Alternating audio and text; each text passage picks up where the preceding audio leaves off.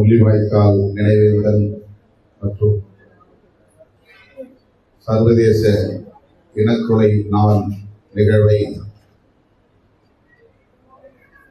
ஒருங்கிணைத்து அனைவரையும் வரவேற்று உரையாற்றி அமர்ந்திருக்கிற கட்சியின் தலைமை நிலைய செயலாளர்கள் இளம் சேக்குவேரா அவர்களே, தகடூர் தமிழ்ச்செல்வன் அவர்களே, இந்த தொகுதியின் மாவட்ட செயலாளர் தம்பி தினகரன் அவர்களே, மற்றும் சென்னை மாவட்டத்தை சார்ந்த அனைத்து மாவட்ட செயலாளர்களே, மாவட்ட துணை செயலாளர்களே, செய்தி தொடர்பாளர்களே, இளஞ்சிறுத்தைகள் எழுச்சி பாசறையின் மாவட்ட செயலாளர்களே, இந்நிகழ்வில் பங்கேற்று இரங்கல் உரை, வீர வணக்க உரை ஆற்றி அமர்ந்திருக்கிற உரிமை என்னும் மின்னிதழை வெற்றிகரமாக நடத்தி உலகத் தமிழர்களை ஒருங்கிணைத்துக் கொண்டிருக்கிற அன்பு இளவல் ஷன் மாஸ்டர் அவர்களே, திடுமென நமக்கு இன்ப அதிர்ச்சி அளிக்கக்கூடிய வகையில் நமது தலைமையகத்திற்கு வந்து இந்த வீர வணக்க நிகழ்வில் பங்கேற்று எழுச்சி மிகுந்த துணிச்சல் மிகுந்த ஒரு உரையை ஆற்றி அமர்ந்திருக்கிற இலங்கையை சார்ந்த, ஈழத்தை சார்ந்த, யாழ்ப்பாணத்தை சார்ந்த, சுயேட்சையாக வெற்றி பெற்ற நாடாளுமன்ற உறுப்பினர் தம்பி இளவல் ராமநாதன் அர்ச்சுனா அவர்களே, கட்சியின் துணை பொதுச் செயலாளரும் சட்டமன்ற உறுப்பினருமான தம்பி வன்னி அரசு அவர்களே, கட்சியின் துணை பொதுச் செயலாளர் வழக்குரைஞர் எழில் கரோலின் அவர்களே, தம்பி வனச்செழியன், அண்ணன் நீலவானத்து நிலவன்,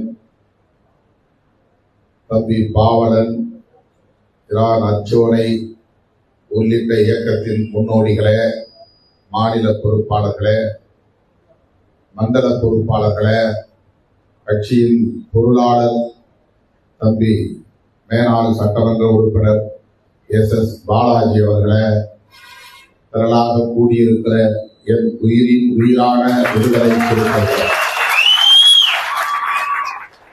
உங்கள் அனைவருக்கும் என்னுடைய பணிவார்ந்த வணக்கத்தை தெரிவித்துக் கொள்கிறேன். பெயர்கள் விடுபட்டிருந்தால் பொறுத்துவிட வேண்டுகிறேன். எதிரே அமர்ந்திருக்கிற ஒவ்வொருவரும் முக்கியமானவர்கள் தான். அனைவரின் பெயரையும் விழித்திட வேண்டும் என்று ஆசைதான். தோழர்கள் பொறுத்துவிட கேட்டுக்கொள்கிறேன். மே 17 மற்றும் 18 ஆகிய 2 நாட்களையும் நாம் முள்ளிவாய்க்கால் நினைவேந்தல் நாளாகவும் சர்வதேச இனக்கொலை நாளாகவும் நினைவு கூர்ந்து வருகிறோம். தமிழீழ விடுதலை புலிகளை எண்ணி, அவர்களின் ஈகத்தை எண்ணி, அவர்களோடு சேர்ந்து களப்பலியான பொதுமக்களுக்கும் மாவீரர்களுக்கும் எமது செம்மாந்த வீர வணக்கத்தை செலுத்துகிறோம். இது ஒரு வீர வணக்க நிகழ்வு. நாம் பெரிதும் நேசிக்கிற தமிழீழ தேசிய தலைவர் அண்ணன் மேதகு பிரபாகரன் அவர்கள் இன்னும் உயிரோடு இருக்கிறார் என்கிற நம்பிக்கை ஒருபுறம், இல்லை என்கிற நிலைப்பாடு ஒருபுறம். அதனால்தான் நமது நாடாளுமன்ற உறுப்பினர் ராமநாதன் அர்ச்சுனா அவர்கள் சொன்னார், இருந்தால் தலைவன், இல்லை என்றால் இறைவன் என்று இங்கே சொன்னார். அவர் நேதாஜி சுபாஷ் சந்திர போஸ் அவர்களை தனது இன்ஸ்பிரேஷனாக, தனது ஆசானாக ஏற்றுக்கொண்ட தலைவர், கொள்கை ஆசானாக ஏற்றுக்கொண்ட தலைவர். அவர் வழியில் படையை கட்டி விடுதலைக்கு போராட வேண்டும் என்கிற முனைப்பை கொண்டவர். இதுவரை நேதாஜி சுபாஷ் சந்திர போஸ் எப்படி இறந்தார் என்று யாருக்கும் தெரியாது. அவர் இறந்து பல 10 ஆண்டுகள் வரையிலும் அவர் உயிரோடு இருந்தார் என்று பலர் சொல்லிக் கொண்டிருந்த காலம் உண்டு. அவர் நேதாஜி சுபாஷ் சந்திர போஸ் அவர்களை தனது கொள்கை ஆசானாக ஏற்றுக்கொண்டதாலோ என்னவோ அண்ணன் மேதகு பிரபாகரன் அவர்களின் மரணமும் அதே போன்ற ஒரு ஐய நிலைக்கு தள்ளி இருக்கிறது, சந்தேகத்திற்கு தள்ளி இருக்கிறது. சிலர் இல்லை என்கிறார்கள், சிலர் ஆம் என்கிறார்கள். என்னை பொறுத்தவரையில் அண்ணன் இல்லை, எனவே அவருக்கு வீர வணக்கம் செலுத்துவோம் என்றுதான் விடுதலை சிறுத்தைகள் கட்சி நிலைப்பாடு எடுத்திருக்கிறது. இதை சிலர் விமர்சிக்கலாம், எதிராக கருதலாம். எப்படி அவரை மாவீரர் என்று நீங்கள் சொல்லலாம் என எமக்கு எதிரான விமர்சனங்களை முன்வைக்கலாம். அவரோடு நான் ஒரு முறை அல்ல 2 முறை, சில நிமிடங்கள் அல்ல, ஒரு மணி நேரத்திற்கு மேலாக உரையாடக்கூடிய வாய்ப்பை பெற்றவர். கல்லூரி மாணவனாக இருந்த காலத்திலேயே சென்னையில் அவரை சந்தித்து பேசுகிற வாய்ப்பை பெற்றவர் நான். அதே போல 2002 2004 அவரை வண்டியில் அண்ணன் தமிழேந்தி அவர்களின் இல்லத்தில் தனிமையில் சந்தித்து பேசுகிற வாய்ப்பை பெற்றவன். அது பெரும் பேறு என்று இன்றைக்கும் எண்ணி பெருமைப்படுகிறவன் நான். அவர் எந்த சூழலிலும் தன்னை தற்காத்துக் கொண்டு தன்னோடு வந்தவர்களின் தியாகத்தை பற்றி கவலைப்படாமல், புலிகளின் வீர சாவுகளை பற்றி கவலைப்படாமல், தன்னை தற்காத்துக் கொள்ள வேண்டும் என்ற நிலைப்பாட்டை ஒருபோதும் எடுக்க மாட்டார். அதற்கு வாய்ப்பே இல்லை. எங்கோ இருக்கிறார், தப்பித்து இருக்கிறார் என்று சொல்லுவது அவரை இழிவுபடுத்துகிற ஒரு சொல்லாகத்தான் நான் பார்க்கிறேன். அதற்கு ஒருபோதும் அவர் இடம் தர மாட்டார். எனக்கு பல அறிவுரைகளை சொன்னவர், முக்கியமான அறிவுரை, நீங்கள் தமிழ்நாடு சென்றதும் திருமணம் செய்ய வேண்டும் என்று சொன்னார். அதை சொல்லுகிற போது இந்த களத்தில் பகைவர்களோடு நான் துப்பாக்கி ஏந்தி நிற்கிற நிலையிலும் கூட நான் இல்லறம் ஏற்றிருக்கிறேன், அவர்களோடு களத்தில் நிற்கிறேன் என்று சொன்னார்.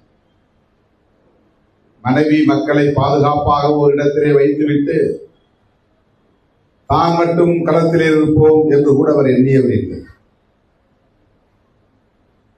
மனைவி பிள்ளைகள் தம் குடும்பத்தையே போராளிகளாக மாற்றி ஈழ விடுதலைக்கான போர்க்களத்திலே நிறுத்தியவர் அண்ணன் பிரபாகரன் அவர்கள். தன்னோடு நெருக்கமாக இருந்த ஒரு சகத்தோழன் சார்ல்ஸ் ஆண்டனி என்கிற போராளி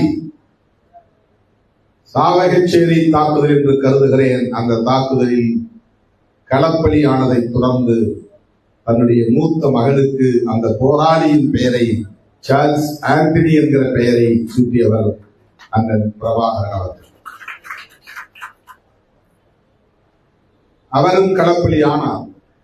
அப்போது அண்ணன் உயிரோடு தான் இருந்தார். மற்ற பிள்ளைகளையாவது காப்பாற்றிக் கொள்ள வேண்டும் என்று அவர் எண்ணியவர் இல்லை. தன்னுடைய வாழ்க்கை துறவியாக வாழ்ந்த நதிவதனி அவர்களையாவது பாதுகாப்பாக வைத்திருக்க வேண்டும் என்று அவர் கருதவில்லை. அவர் எண்ணி இருந்தால் ஏதேனும் ஒரு நாட்டுக்கு அவர்களை பாதுகாப்பாக அனுப்பியிருக்க முடியும். எங்காவது போய் நீங்கள் பிழைத்துக் கொள்ளுங்கள் என்று அனுப்பியிருக்க முடியும். அப்படி எண்ணக்கூடியவர் அல்ல.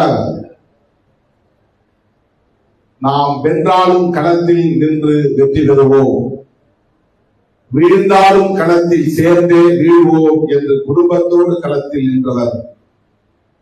தன்னை தற்காத்துக் கொள்வதற்காக எங்கோ ஓடி பிழைத்துக் கொண்டிருக்கிறார், தப்பித்துக் கொண்டிருக்கிறார் என்று சொல்லுவதை ஒருபோதும் நம்மால் ஏற்க முடியவில்லை. அப்படி நான் நம்பினேன் என்றால் அவருடைய வீரத்தை களங்கப்படுத்துவதாகத்தான் நான் கருதுகிறேன். எனவே அடித்து சொல்லுகிறேன், அண்ணன் மாவீரராகிவிட்டார் என்பதுதான் உண்மை வரலாறு. எனவே லட்சோப லட்சக்கணக்கான விடுதலை சிறுத்தைகளின் சார்பில் அவருக்கு எமது செம்மாந்த வீர வணக்கத்தை செலுத்துகிறோம்.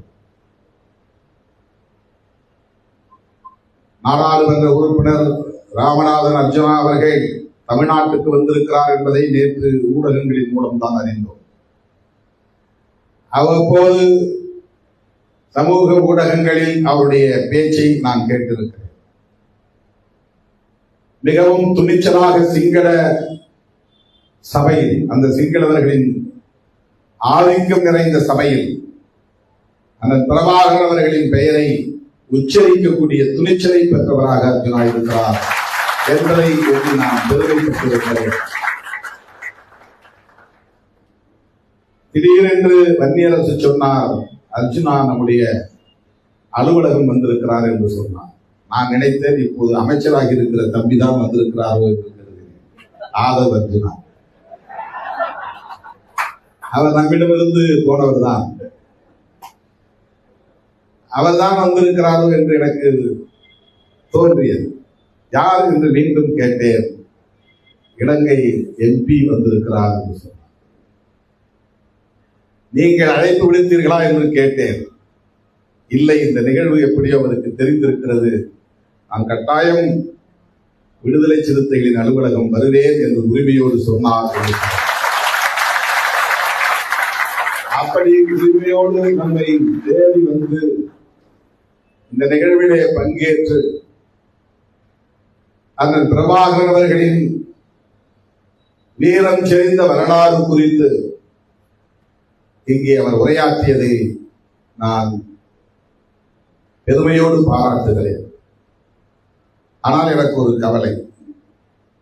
இவர் எந்த கட்சியும் சாராதவர் தான். ஷன் மாஸ்டரிடம் கேட்டேன். இலங்கையிலே தமிழ்நாட்டில் இருப்பதை போல அங்கே சில கட்சிகள் தனித்தனியாக இயங்குகின்றன.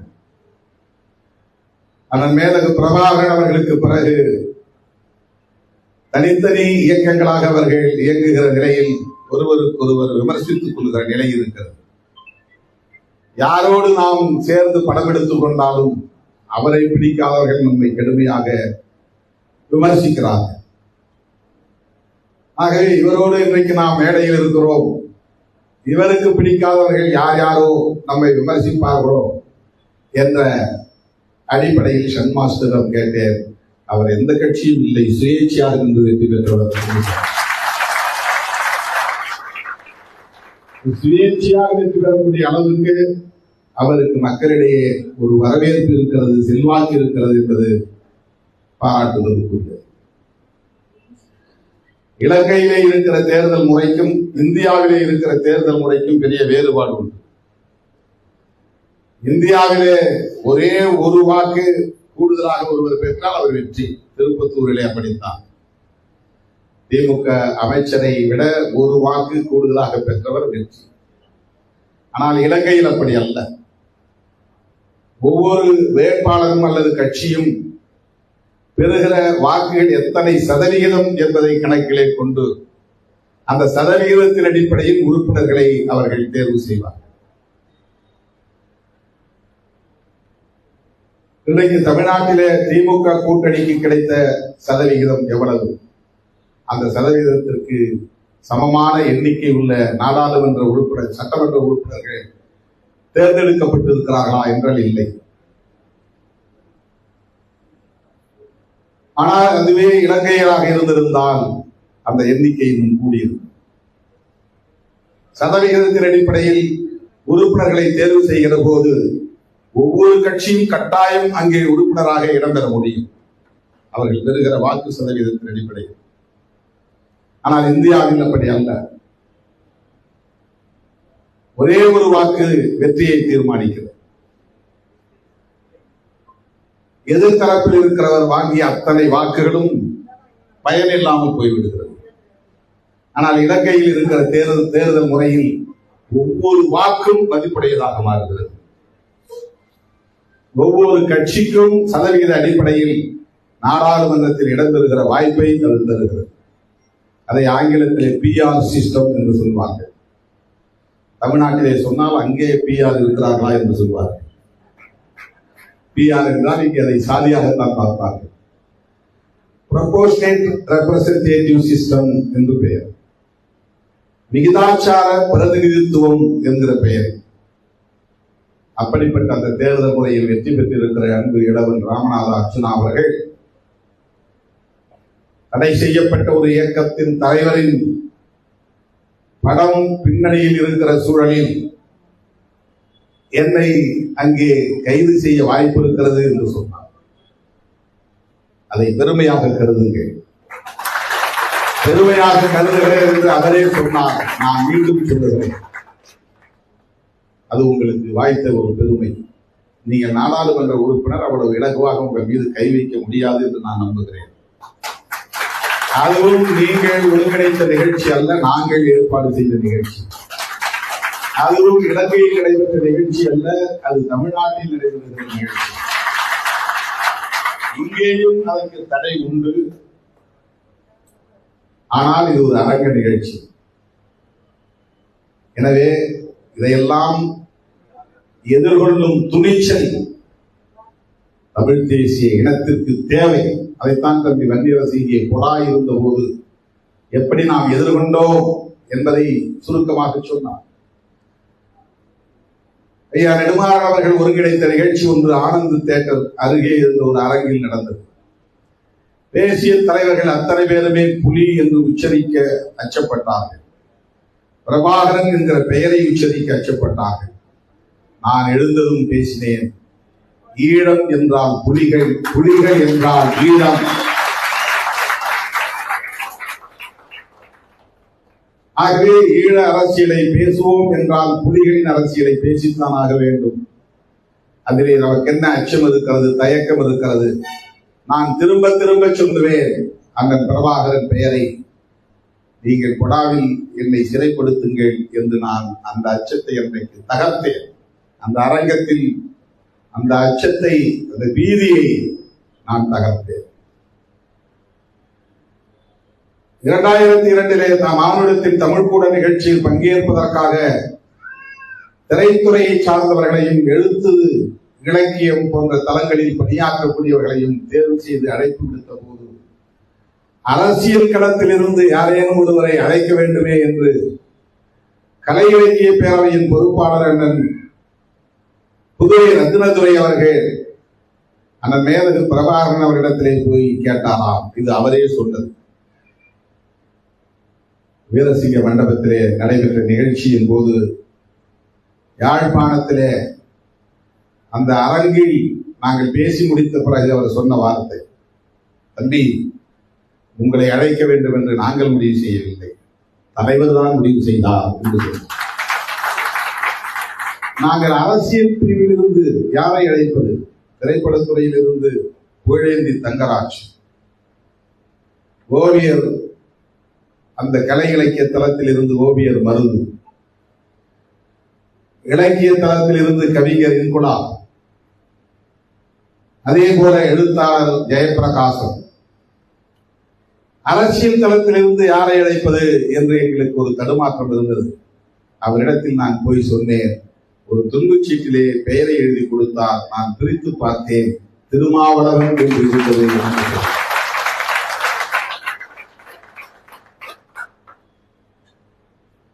2002 மானுடத்தின் தமிழ் கூடல் மாநாட்டில் பங்கேற்கிற வாய்ப்பை எனக்கு வழங்கியவர் அண்ணன் மேலகு பிரபாகரன் அவர்கள். அந்த பயணத்தின் போதுதான் எங்களை அழைத்து அவரே அந்த ராணுவ வெடுக்கோடு நின்று எங்களை சர்வதேச தலைமைச் செயலகத்தின் வாசலில் நின்று வரவேற்றார். ஒவ்வொருவரையும் கட்டி அணைத்து வரவேற்றார்.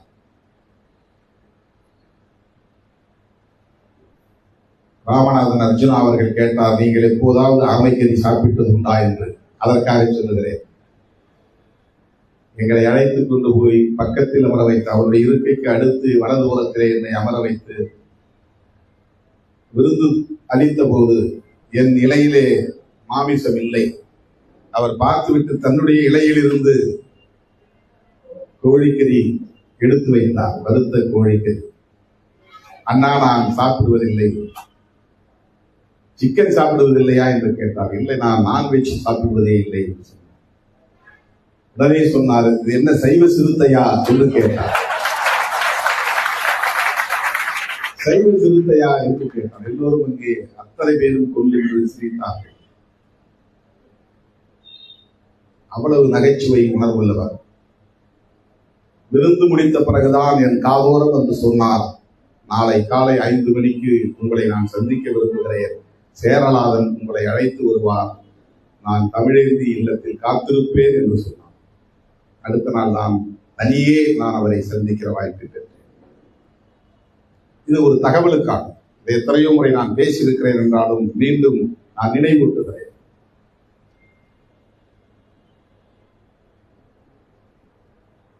தோழர்களே, அண்மையிலே நான் ஒரு சந்திப்புக்கு, தமிழ்நாடு முதலமைச்சரின் சந்திப்புக்காக, இவரை போலவே நாடாளுமன்ற உறுப்பினர் நான் அண்ணன் ஐங்கரநேசன் அவர்களின் அழைப்பை ஏற்று மரநெடுகை நிகழ்விலே பங்கேற்பதற்காக யாழ்ப்பாணம் சென்றிருந்த போது, அது 2வது முறையோ 3வது முறையோ, அப்போது முதல்வராக இருந்த திரு விக்னேஸ்வர் அவர்களும் நானும் பங்கேற்ற நிகழ்வு ஒரு முறை நடந்திருக்கிறது. இடையிலே இன்னொரு நிகழ்வுக்காகவும் அவர் அழைத்து நான் போயிருக்கிறேன். அண்மையிலே அதே போல கார்த்திகை மாதம் வந்தால் அதை மரநெடுகை மாதம் என்று அவர் அறிவித்து ஏராளமானவர்களுக்கு மரக்கன்றுகளை பரிசளிப்பது உண்டு. நம்முடைய முயற்சியில் 100 குழந்தைகளுக்கு அந்த நிகழ்வுகளில் இரு சக்கர வண்டி, அதாவது சைக்கிள், மிதிவண்டி நம்முடைய இயக்கத்தின் சார்பிலே ஒருங்கிணைக்க பெற்று அவர்களுக்கு வழங்குகிற நிகழ்வும் அதிலே நடக்கும். அதிலே தான் நான் பங்கேற்க போறேன். அப்போது யார் எந்த கட்சி, யார் என்ன அணி, யார் என்ன நிலைப்பாடு எடுத்திருக்கிறார்கள் என்பதெல்லாம் நமக்கு தெரியாது. தோழர் கஜேந்திரகுமார் பொன்னம்பலம் அவர்களும் அவருடைய கட்சியை சார்ந்தவர்களும் நான் தங்கியிருந்த இல்லத்தில் வந்து என்னை சந்தித்தார்கள். நெடுநேரம் பேசிக் கொண்டிருந்தோம். நானும் ஒரு பார்லிமெண்டேரியன், அவர்களும் பார்லிமெண்டேரியன்ஸ், நாடாளுமன்ற உறுப்பினர். அவர்கள் சில கருத்துக்களை விவரித்து சொன்னார்கள், அவர்களின் நிலைப்பாட்டை பற்றி. நிறைவாக நான் என்ன செய்ய வேண்டும் என்று கேட்டேன். இதை நாடாளுமன்றத்திலே நீங்கள் எழுப்ப வேண்டும் என்பதை தாண்டி தமிழ்நாடு சட்டமன்றத்தில் ஒரு தீர்மானம் நிறைவேற்ற சொல்ல வேண்டும் அல்லது ஒரு கடிதம் எழுத சொல்ல வேண்டும் என்று சொன்னார்கள். நான் சொன்னேன், இதை பற்றி ஆழமாக தெளிவாக விவரித்து சொல்ல உங்களால் தான் முடியும், உங்கள் நிலைப்பாட்டை பற்றி. ஆகவே நான் போய் சொல்லி அதை அவர்கள் செய்வார்களா என்று எனக்கு தெரியவில்லை. எனவே நீங்கள் விரும்பினால் முதல்வரை சந்திக்க நான் ஏற்பாடு செய்கிறேன். நாங்கள் அந்த கூட்டணி கட்சியிலே இருப்பதனால் அந்த அனுமதிக்கான வாய்ப்பை ஏற்படுத்தி தர முடியும், அனுமதி பெற்று தர முடியும், நேரம் பெற்று தர முடியும் என்று சொன்னார். அதன்படி அவர்கள் கடிதம் எழுதினார்கள். அந்த கடிதத்தை கொண்டு போய் முதலமைச்சரிடம் கொடுத்து அவரும் உடனே ஒப்புக்கொண்டு வர சொல்லுங்கள் என்றார். நானும் உடன் சென்றேன். அந்த விவரங்கள் என்ன என்பதை அவர்கள் தான் விளக்கி சொன்னார்கள். அவ்வளவுதான். நாளைக்கு யாராவது வந்தால், ராமநாதன் அர்ஜுனா அவர்களைப் போல யாரும் வந்தால், என்னை பொறுத்தவரையில் அவர்கள் ஈழத்தமிழர்கள், என்னுடைய நேசத்திற்குரியவர்கள், பாசத்திற்குரியவர்கள், மதிப்புக்குரியவர்கள் என்று மட்டும்தான் அணுக முடியும். சன் மாஸ்டர் யார், அவர் பின்னணி என்ன, அது எனக்கு தெரியாது. அப்படி தெரிந்து நான் உறவாட முடியாது. கஜேந்திரகுமார் பொன்னம்பலம் யார், அவர் என்ன நிலைப்பாட்டில் இருக்கிறார், அவர் யாரை எதிர்த்து அங்கே அரசியல் செய்கிறார், யாரோடு கைகோர்த்து நிற்கிறார் என்பது நமக்கு தெரியாது. அவர் ஒரு நாடாளுமன்ற உறுப்பினர். ஆகவே நான் முதல்வரை சந்திக்க வேண்டும், நான் அதற்கு ஏற்பாடு செய்கிறேன், அவ்வளவுதான். நான் போனேன், அவர்கள் பேசினார். பிறகு செய்தியாளர்களை சந்தித்தோம்.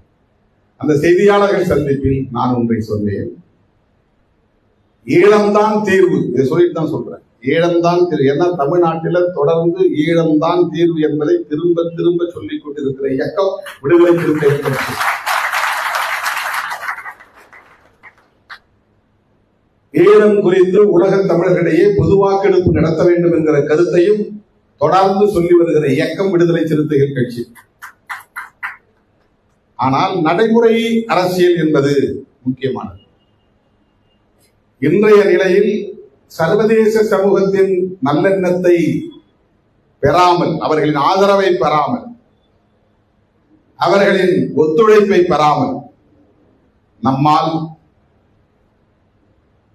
சர்வதேச பொறிமுறை விசாரணையை கூட வென்றெடுக்க முடியாது. இதுவரையில் குற்றவாளிகள் யாரும் விசாரிக்கப்படவில்லை. ராஜபக்சே குடும்பத்தினர் யாரும் தண்டிக்கப்படவில்லை. ஏனென்றால் இந்த யுத்தம் நடந்து முடிகிற வரையில் ஐநா பேரவை வேடிக்கை பார்த்தது. ஏன் வேடிக்கை பார்த்தது என்றால் அவர்களும் இதில் உடந்தையாக இருந்தார்கள் என்பதுதான் உண்மை. எல்லாம் முடிந்த பிறகு ஐநா பேரவையின் பொதுச் செயலாளர் அங்கே போய் பார்த்துவிட்டு வந்து சில அத்துமீறல்கள், மனித உரிமை மீறல்கள், வயலேஷன் ஆஃப் ஹியூமன் ரைட்ஸ் நடந்திருக்கிறது என்று மட்டும் சொல்லிவிட்டு போனார். அவ்வளவு பெரிய இனக்கொலை நடந்தது. அப்பாவி பொதுமக்கள் லட்சக்கணக்கிலே படுகொலை செய்யப்பட்டார்கள். குழந்தைகள், முதியவர்கள், கர்ப்பிணி பெண்கள் உட்பட மருத்துவமனைகளையும் குறிவைத்து தாக்கியதில் படுகொலை செய்யப்பட்டார்கள். இது அப்பட்டமான ஜெனோசைட். அங்கே நான் நாடாளுமன்ற குழுவிலே போயிருந்த போது அவர்களை சந்தித்து விட்டு வந்து செய்தியாளர்கள் சந்திப்பை ஏற்பாடு செய்து அதில் முதலில் டிக்ளேர் செய்தோம், அது அப்பட்டமான இனக்கொலை, ஜெனோசைட் என்று அறிவித்து மிகப்பெரிய ஒரு ஆர்ப்பாட்டத்தை நடத்திய இயக்கம் விடுதலை சிறுத்தைகள் கட்சி. அதுவரையில் தமிழ்நாட்டில் இருந்தவர்கள் அதை ஹியூமன் ரைட்ஸ் வயலேஷன் தான் சொல்லணும், வார் கிரைம்ஸ் என்ன சொல்லலாம் என்று தயங்கி கொண்டிருந்த போது அதை இனக்கொலை என்று முதலில் டிக்ளேர் செய்த இயக்கம் விடுதலை சிறுத்தைகள் கட்சி, கண்டித்த இயக்கம் விடுதலை சிறுத்தைகள் கட்சி. நான் நாடாளுமன்ற உறுப்பினராக வெற்றி பெற்றதை பிடிக்காத கும்பல், அந்த நாடாளுமன்ற குழுவில் நானும் ஒருவனாக இடம்பெற்றதை பிடிக்காத ஒரு கும்பல், ராஜபக்சேவிடம் கை குலுக்கிறேன் என்பதும், ராஜபக்சேவிடம் அதை வாங்கினேன் இதை வாங்கினேன் என்பதும், அவதூறுகளை பரப்புவதும் இன்றைக்கும் செய்து கொண்டுதான் இருக்கிறார்கள். அது ஒரு புறம். தோழர்களே, அதை ஜெனோசைட் என்று சொல்லி போராட்டம் நடத்திய நாங்கள், பொது வாக்கெடுப்பு நடத்த வேண்டும் என்று சொல்லுகிற நாங்கள், பார்லிமெண்டேரியன் என்கிற வகையிலே பாராளுமன்றத்தில் இருப்பவர்கள் அவர்களின் கடமை உணர்ந்து செய்ய வேண்டிய வேலையும் இருக்கிறது. நான் வெளியே நின்று சொல்லலாம், எனக்கு ஒரே தீர்வு தமிழ் ஈழம்தான், சரி, அதற்கு பொது வாக்கெடுப்பு நடத்த வேண்டும் சொல்லலாம். யார் பொது வாக்கெடுப்பு நடத்த முன்வருவார்கள்? யார் சொல்லுவார்? ஈழத்தமிழர்களை எல்லாம் நீங்க பொது வாக்கெடுப்பு நடத்துங்கன்னு சிங்களவன் சொல்லுவானா? அங்க இருக்கிற அந்த அரசு சொல்லுவான்? அல்லது அந்த நாட்டுக்கு நீ பொது வாக்கெடுப்பு நடத்து என்று சொல்லுவதற்கு அதிகாரம் படைத்தவர்கள் யார்? உலக நாடுகளுக்கு இது போன்ற அறிவுரையை சொல்லுவதற்கு அதிகாரம் படைத்த ஒரே ஒரு அமைப்பு ஐநா பேரவை தான். ஐநா பேரவையை தவிர வேறு யாரும் சொல்ல முடியாது. இல்லைன்னா சர்வதேச நீதிமன்றம் ஆணையிடும், லீகல் ப்ரொவிஷன் அப்படி இருந்தா சர்வதேச நீதிமன்றத்தில் வழக்கு தொடுத்து ரெஃபரண்டம் நடந்துங்க அப்படின்னு ஒரு டைரக்ஷன் வாங்கலாம். அதையும் அவன் இம்ப்ளிமெண்ட் பண்ணணுங்கிறதுக்கு எந்த கட்டாயம் கிடையாது, வாய்ப்பே இல்லை. அது நம்முடைய ஆசை, அவ்வளவுதான். ஒரு பொது வாக்கெடுப்பு நடத்த வேண்டும் என்று நாம் கோரிக்கை வைக்கிறோம், அவ்வளவுதான். அதை செய்யக்கூடிய அதிகாரம் பெற்றவன் யார்? அதை வலியுறுத்தக்கூடிய அதிகாரம் பெற்றவன் யார்? அதை நடைமுறைப்படுத்துகிற அதிகாரம் பெற்றவன் யார்? அந்த கேள்விக்கு யாராலும் விடை சொல்ல முடியாது. ஐநா பேரவை நினைத்தால் மட்டும்தான் அதை கூட ஒரு முடிவாக எடுத்து அழுத்தம் கொடுக்க முடியும். அப்படி அழுத்தம் கொடுப்பதற்கு இந்தியா உள்ளிட்ட பல நாடுகளின் ஒப்புதல் இருந்தால் மட்டும்தான் நடக்கும். இந்தியாவை நம்ம கடுமையாக விமர்சனம் செய்வோம், ஆனால் இந்தியாவின் ஒப்புதல் வேண்டும் என்று எதிர்பார்ப்போம். இந்திய அரசுதான் இந்த இனக்கொலை செய்தது என்று கடுமையாக விமர்சனம் செய்வோம், ஆனால் இந்திய அரசு நம் கோரிக்கையை ஏற்க வேண்டும் என்றும் விரும்புவோம்.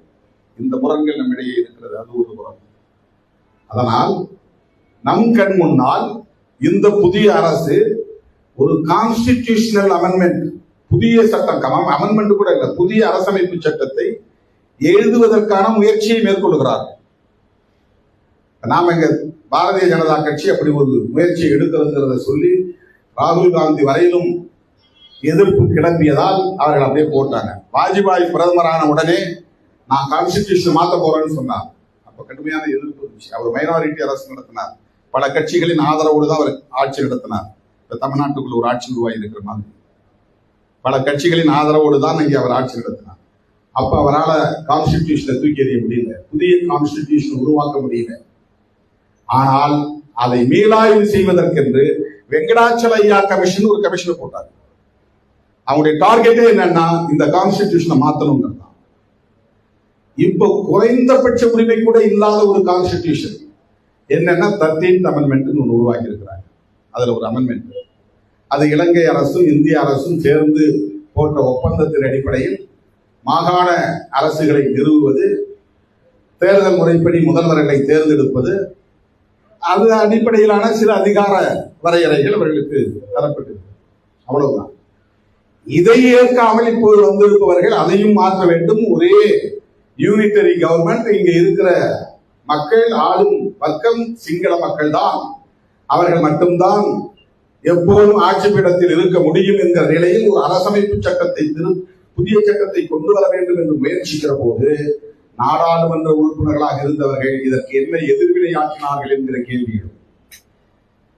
உனக்கு டார்கெட் தமிழர், அது பின்னால் இனிமே நீங்க ரிவைவ் ஆகணும், ரீகுரூப் ஆகணும், மறுபடியும் ஆயுதம் தாங்கி போராட போறோமா அல்லது அறவழியில் போராட போகிறோமா, தமிழீழ கோரிக்கை எப்படி நாம் முன்வைக்க போகிறோம், இதெல்லாம் ஒரு பெரிய லாங் ப்ராசஸ். இதெல்லாம் எப்ப நடக்கும் அப்படிங்கிறதுக்கு நம்மால எந்த உறுதியையும் தர முடியாது. முதலில் உலக தமிழர்கள் ஒன்றுபட வேண்டும், ஒருவருக்கு ஒருவர் விமர்சனம் செய்வதை நிறுத்த வேண்டும். அதன் பிறகு சர்வதேச சமூகங்களின் ஆதரவை பெற வேண்டும். சர்வதேச சமூகங்களின் ஆதரவை பெறுவதற்கு முன்பு இந்திய அரசின் ஆதரவை பெற வேண்டும். இந்திய அரசும் சேர்ந்து ஒத்துழைத்தால் மட்டும்தான் ஐநா பேரவையிலே பிற நாடுகளின் ஆதரவை வென்றெடுக்க முடியும். இதெல்லாம் நடந்தாதான் ரெஃபரண்டம், இல்லைன்னா அதெல்லாம் பேசவே முடியாது. ஆகவே அது ஒரு தொலைதூரத்தில் இருக்கிற ஒரு திட்டம். அதனால நான் பிரஸ்ல சொன்னேன், தமிழீழம் என்பது எங்கள் கனவுதான், இலக்குதான் என்று சொன்னேன். கனவுன்னு எப்படி நீங்க சொல்லலாம் அப்படின்னு விமர்சனம் செய்கிறார். ஏன்னா அடிப்படையில் திருமாவளவனை பிடிக்கவில்லை. 30-40 ஆண்டுகளாக இந்த களத்தில் திருமாவளவன் எப்படி பாடுபட்டான் என்பதை அறியாதவர்கள் பரப்புகிற அவதூறு. தலித் இயக்கங்களை சார்ந்தவர்களை சொல்லுவார்கள், இவன் பிரபாகரனுக்காகத்தான் இயக்கம் நடத்துகிறான், தலித்துகளுக்காக இயக்கம் நடத்தவில்லை என்று இங்கே எனக்கு எதிரான பிரச்சாரங்களை ஒரு புறம் செய்து கொண்டிருந்த காலம் அது இப்போதும் செய்கிறார். ஆகவே அந்த பிரஸ் மீட், அந்த செய்தியாளர் சந்திப்பிலே நான் சொன்னேன், இந்த நாடாளுமன்ற உறுப்பினர்கள் முதல்வரை சந்தித்தார்கள், சில கோரிக்கைகளை வைத்தார்கள். இடைக்காலமாக தற்காலிகமாக அரசமைப்பு சட்டம் எழுதப்படுகிற போது யூனிட்டரி கவர்மெண்ட் என்று வராமல் பார்த்துக் கொள்ள வேண்டும், ஒரு பெடரல் ஸ்ட்ரக்சர் என்பதை நீங்கள் வற்புறுத்த வேண்டும். இது ஒரு டெம்பரரி அட்ஜஸ்ட்மெண்ட். ஒரு பார்லிமெண்டேரியன் இதைதான் பேச முடியும். பார்லிமெண்டேரியன் இல்ல எங்களுக்கு இதெல்லாம் வேண்டாம், எங்களுக்கு ஒரே இலக்கு தான், நாங்கள் ஈழத்தை தான் வென்றெடுப்போம், அதுவரையில் நாங்கள் இதை பற்றி எல்லாம் கவலைப்பட மாட்டோம் என்றால் அவன் எந்த எதிர்ப்பும் இல்லாமல் ஒரு கான்ஸ்டிடியூஷனை அவன் விரும்புகிற மாதிரி கொண்டு வந்திருக்கிறான், குறைந்தபட்ச எதிர்ப்பு கூட இல்லாமல். ஆகவே ராமநாத அர்ஜுனா உட்பட நாடாளுமன்ற உறுப்பினர்களின் பொறுப்பு, நாடாளுமன்ற உறுப்பினர்கள் என்கிற அடிப்படையில் ஆற்ற வேண்டிய பொறுப்பு, எதிர்வினை செய்ய வேண்டிய பொறுப்பு இருக்கிறது. ரெஸ்பான்சிபிலிட்டி. கான்ஸ்டிடியூஷன்லயே அவன் கை வைக்கிறான்னா என்ன அப்ஜெக்ஷன்? சரி, அப்ஜெக்ட் பண்ணாக்க என்ன உடைய கோரிக்கை? இது ஒரு டெம்பரரி தான். ஈழத்தை வென்றெடுக்க வேண்டும் என்பது வெளியே மக்களை திரட்ட வேண்டும், அரசியல்படுத்த வேண்டும். அது ஆயுத வழி போராட்டமா அறவழி போராட்டமா என்பதை தீர்மானிக்க வேண்டும். அதை தீர்மானிக்கிற தலைமையை நிறுவ வேண்டும். உலகம் தழுவிய அளவில் தமிழர்களை ஒருங்கிணைக்கிற ஆற்றல் வாய்ந்த ஒரு தலைமை உருவாக வேண்டும். ஆளாளுக்கு ஒரு கருத்தை பேசிக் கொண்டிருந்தால் அது நிகழாது. தீவிரமான திருமாவளவன், தீவிரமான ஈழப்பற்றாளரான திருமாவளவனையே நீங்கள் அவதூறு பரப்பி, வதந்திகளை பரப்பி, காயப்படுத்தி, நீ யார்தா எங்களை பற்றி பேச என்று சொல்லக்கூடிய அளவுக்கு ஆதரவையே வேண்டாம் என்று புறந்தள்ளக்கூடிய நிலையை உருவாக்குகிறார்களே தவிர ஆதரவாளர்களை ஒருங்கிணைக்கிற முயற்சி கூட என்ன. இப்ப பொலிட்டிக்கல் அப்ரோச் இருக்கு, இதுல என்ன அரசியல் அணுகுமுறை இருக்கிறது? ஈழத்தை பற்றிய விழிப்புணர்வு இல்லாதவனையும் நாம் அரசியல் படுத்தி அணிதிரட்ட வேண்டும், அது பெரிய பணி. ஆனால் ஈழ அரசியலை தமிழ் மண்ணிலே தொடர்ந்து வேர்கால் மட்ட மனையில் பரப்பிய ஒரு பேர் இயக்கம் விடுதலை சிறுத்தைகள் கட்சி. இன்னைக்கு பலரும் சொல்லலாம், நாங்க தான் பிரபாகரனை கொண்டு போய் சேர்த்தோம். விடுதலை சிறுத்தைகள் அப்படி கிளை பண்ணல. ஆனால் முதல் முறையாக எல்லா குக்கிராமங்களுக்கும் ஒவ்வொரு இல்ல விழாவிலும், காதலி விழாவிலும், திருமண விழாவிலும், இல்ல சிறப்பு நிகழ்வுகளிலும் அந்த பிரபாகரன் அவர்களின் படத்தை புரிந்து நிகழ்ச்சிகளை நடத்திய இயக்கம் விடுதலை சிறுத்தைகள் கட்சி. அதுக்கு முன்னாடி வெறும் இன்டலெக்சுவல் டீம்ல ஒரு அரங்கத்துக்குள்ள ஒரு குழு அப்படிங்கிற அடிப்படையில் தான் அது விவாதிக்கப்பட்டிருந்தது. விடுதலை சிறுத்தைகளின் வரவுக்கு பிறகுதான் அது வெகு மக்களிடையே பேசுகிற ஒரு பெரும் அரசியலாக மாறி, அப்படிப்பட்ட அந்த இயக்கத்தையே நீங்கெல்லாம் இதை பத்தி பேசக்கூடாது. நீங்க ராஜபக்சேகிட்ட கை கொடுங்க. ஒரு போரத்துல எப்படி நடந்துக்கணும் அப்படிங்கிற ஒரு டெக்கோரம் இருக்கு. எனக்கு அவங்களை பிடிக்காம இருக்கலாம், அந்த அரசியல் நமக்கு முரண்பாடா இருக்கலாம். ஆனா ஒரு அவையில் அவை நாகரிகத்தோடு நடந்து கொள்ள வேண்டியதுதான் டிப்ளமசி. அதுதான் டிப்ளமசி. அங்க போயிட்டு நாம ரவுடித்தனமா நடந்துக்க முடியாது, இம்மெச்சூர்டா முதிர்ச்சியற்ற முறையில் நடந்து கொள்ள முடியாது. சிங்களவர்களும் புலிகளும் நேருக்கு நேர் மோதினாலும் பேச்சுவார்த்தையின் போது ஒருவருக்கு ஒருவர் கைகுலுக்கிக் கொண்ட வரலாறு உண்டு. கடுமையாக முரண்பட்ட நிலையிலும் ஒருவருக்கு ஒருவர் கைகுலுக்கிக் கொள்வது அவை நாகரிகம்.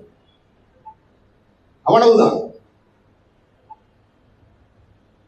ஆனால் ஈழத்தமிழர்கள் தமிழ்நாட்டு அரசியலுக்குள் புகுந்து தமிழ்நாட்டு அரசியலில் இருக்கிற தேர்தல் நிலைப்பாடுகளை புரிந்து கொள்ளாமல், நீங்க ஏன் காங்கிரஸோட சேர்ந்தீங்க, நீங்க ஏன் திமுகவோட சேர்ந்தீங்க, இது தமிழ்நாட்டு அரசியல் சூழல். தேர்தல் நிலைப்பாடு என்பது இங்க இருக்கிற இந்திய தேசிய அரசியலோடு தொடர்புடையது. இங்க காங்கிரஸா பிஜேபியா எங்களை பொறுத்தவரையில் நாங்கள் பிஜேபி தான் எதிர்ப்போம். ஆகவே காங்கிரஸோடு தான் இருக்க வேண்டியிருக்கும். இங்கே இடதுசாரி அரசியலா வலதுசாரி அரசியலா என்றால் நாங்கள் இடதுசாரிகளோடு தான் இருப்போம், வலதுசாரிகளை எதிர்க்க வேண்டியிருக்கும். ஆகவேதான் ஈழத்தமிழர்களை பொறுத்தவரையில் யாரோடும் நீங்கள் நட்பு வைத்துக் கொள்ளலாம் என்ற நிலைப்பாட்டை விடுதலை சிறுத்தைகள். உங்களுக்கு பிஜேபி அங்க கவர்மெண்ட் இருக்குன்னா பிஜேபியோட நீங்க நட்பு வச்சு உறவாடுங்க, அதை நாங்கள் ஒருபோதும் விமர்சிக்க மாட்டோம். அதிமுகவுடைய ஆதரவு வேண்டுமா, ஜெயலலிதா அம்மையாரை சந்தியுங்கள், பேசுங்கள், உறவாடுங்கள். அதில் ஒருபோதும் எங்களுக்கு விமர்சனம் இருக்காது. எங்களுக்கு அதிமுகவோடு முரண்பாடு இருக்கலாம். சிறு குழுக்களின் ஆதரவும் தேவை, பெரிய இயக்கங்களின் ஆதரவும் தேவை. ஆனால் இந்த ஈழ விடுதலை வரலாற்றில் தொடர்ந்து ஈழத்தமிழர்கள் சிறிய குழுக்களின் ஆதரவுகளை மட்டும்தான் தேடினார்கள். 1 கோடி உறுப்பினர்களை கொண்ட திமுகவை புறந்தள்ளி விட்டார்கள். ராஜீவ்காந்தியை படுகொலை செய்ததனால் இந்த அரசியலே பேச மாட்டோம் என்று அதிமுக ஒதுங்கிக் கொண்டது. அதுவும் 1 கோடி உறுப்பினர்களை கொண்ட பேரியக்கம். இந்த 2 பேரியக்கங்களோடு நல்ல உறவை பேண முடியாமல் போனது ஈழத்தமிழர்களின் அணுகுமுறை. சின்ன சின்ன குரூப், அரங்குகளில் ஆவேசமாக பேசக்கூடிய குழுக்கள், சில 1000 பேர்களை, சில லட்சம் பேர்களை மட்டுமே கொண்ட சிறிய சிறிய அமைப்புகளை இவர்கள் நம்பி அவர்களோடு பயணிக்கிற நிலைதான் உருவானது. தமிழ்நாட்டிலே சட்டமன்றத்திலும் நாடாளுமன்றத்திலும் பேசுகிற வல்லமை பெற்ற, ஆளுமை பெற்ற இயக்கங்களோடு இவர்களுக்கு நல்ல உறவே இல்லாமல் போனது. திமுகவை கடுமையாக விமர்சித்து இவர்களை விலகி நின்றார். அதிமுக மே 21, 1991 என்று கருதுகிறேன், 91 ராஜீவ் படுகொலை. அந்த படுகொலைக்கு பிறகு ஒட்டுமொத்தமாக அதிமுக வன்னி கைப்பற்றுகிற வரையில், புலிகள் சூழப்படுகிற வரையில் அமைதியாக இருந்த இயக்கம் அதிமுக. அதுக்கு பிறகுதான் அறிக்கையெல்லாம் விட்டார். புலிகள் அழிந்து விட்டார்கள் என்று தெரிந்த பிறகுதான், இயக்கம் அழிக்கப்பட்டு விட்டது என்று தெரிந்த பிறகுதான் 2009 வரை 91 இருந்து 2009 வரையிலும் ஒரு சிறு அசைவு கூட அதிமுக பக்கத்தில் கிடையாது. ஈழத்தை உச்சரித்ததில்லை, பிரபாகரன் பெயரை உச்சரித்ததில்லை, அந்த அரசியலை பேசியதே இல்லை. 1 கோடி உறுப்பினர்களை கொண்ட ஒரு இயக்கம் முற்றாக விலகி நின்றது. இதையெல்லாம் பொருட்படுத்தாமல் நீ ஏன் காங்கிரஸோட போன, நீ ஏன் கருணாநிதியோட போன என்கிற விமர்சனங்கள், அதை நான் பொருட்படுத்தவில்லை. ஆனால் இவற்றை தாண்டி சிந்திக்க வேண்டிய பொறுப்பு ஈழத்தமிழர்களுக்கு, அறிவார்ந்த தளத்தில் பணியாற்றக்கூடியவர்களுக்கு, உண்மையிலேயே ஈழம் விடுதலை பெற வேண்டும் என்கிற வேட்கை உள்ளவர்களுக்கு இருக்கிறது. அதை சுட்டிக்காட்ட வேண்டிய பொறுப்பு நமக்கு இருக்கிறது. ஆகவே அவர்கள் நாடாளுமன்றத்தில் பணியாற்றுகிற காரணத்தினால் கான்ஸ்டிடியூஷனை புதிதாக எழுதப் போகிறார்கள் என்கிற சூழலில் ஏதேனும் ஒரு எதிர்வினை ஆற்ற வேண்டும் என்கிற பொறுப்புணர்வோடு இந்த கோரிக்கையை ஒரு மாநில அரசிடம் சொல்ல வேண்டும் என்று விரும்பிய போது அவர்களை சந்திக்க வைப்பதற்கான சூழல் என்னால் உருவாக்க முடியும் என்கிற ஒரு தொடர்பை நான் வைத்திருந்த நிலையில் வாங்க அழைச்சிட்டு போனேன். நாளைக்கு அவர் அர்ஜுனா பார்க்கணும் விரும்பினால் இன்றைய முதல்வரை கூட நான் அழைத்து கொண்டு போய் காட்ட முடியும். அவ்வளவுதான். இது என்னுடைய வேலை. இது என்னுடைய வேலை. இதுல நீங்க யாரு, எந்த அணி, என்ன அரசியல் பேசுகிறீர்கள் என்பதையெல்லாம் நான் எப்படி ஆய்வு செய்ய முடியும்? 100 விழுக்காடு தூய்மையாக ஈழ விடுதலைக்கான அரசியலில் ஈடுபட்ட விடுதலை சிறுத்தைகளையே கொச்சைப்படுத்துகிற நிலை, திருமாவளவனை கொச்சைப்படுத்துகிற நிலை. ஆனால் அதையும் தாண்டி இன்றைக்கு சிறுத்தைகளின் குரலாய் தம்பி வன்னியரசின் குரல் தன்னுடைய கல்வி உரையிலேயே சட்டமன்றத்தில் ஒழிக்கும். இதுதான் சிறுத்தைகள். இவர்கள்தான் சிறுத்தைகள். ஈழம் வெல்லும், அதனை காலம் சொல்லும் என கூறி மாவீரர்களுக்கு வீர வணக்கம் செலுத்தி அழைப்பை ஏற்று வருகின்ற என் உயிரின் உயிரான விடுதலை சிறுத்தை அனைவருக்கும் நன்றி விடைபெறுகிறேன். நன்றி.